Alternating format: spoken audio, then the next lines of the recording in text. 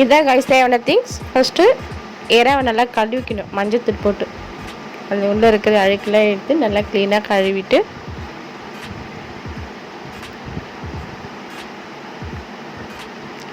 இந்த கட்லெட்ஸ் செஞ்சிங்கன்னா ரொம்ப சூப்பராக இருக்கும்.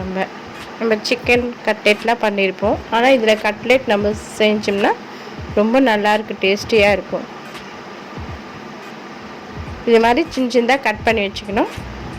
கட் பண்ணி வச்சுட்டு பிரெட் கிராம், எக் அடிச்சு வச்சுக்கணும், கார்ன்ஃப்ளவர், சில்லி பாத்தூள்,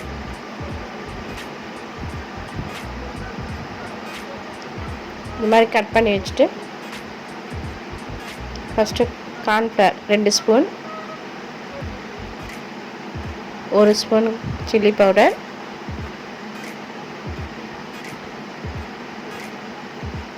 இஞ்சி பூண்டு பேஸ்ட் 1/2 ஸ்பூன்,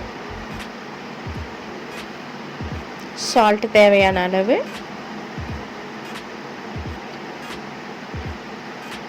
பிரெட் கிராம் தேவையான அளவு போட்டுட்டு தண்ணி போடக்கூடாது. அந்த எக்கு அடித்து வச்சுருக்கோம்ல அந்த எக்கு ஊற்றணும்.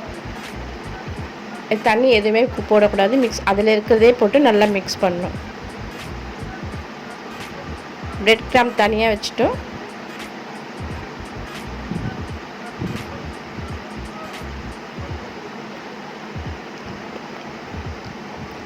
சோயா சாஸ், ஆயில் நம்ம ஸ்டவ்வில் ஊற்றிட்டு அதை காஞ்ச பிறகு நம்ம உருண்டை பிடிச்சி வச்சு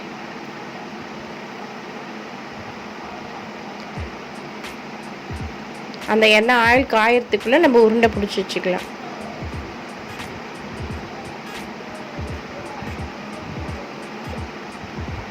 அந்த பிரெட் கிராமில் போட்டு பரட்டி வச்சுக்கணும்.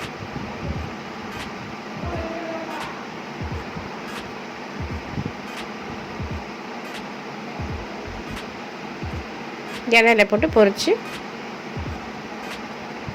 நல்லா கொஞ்சம் கோல்டன் கலரில் ஆகணும்.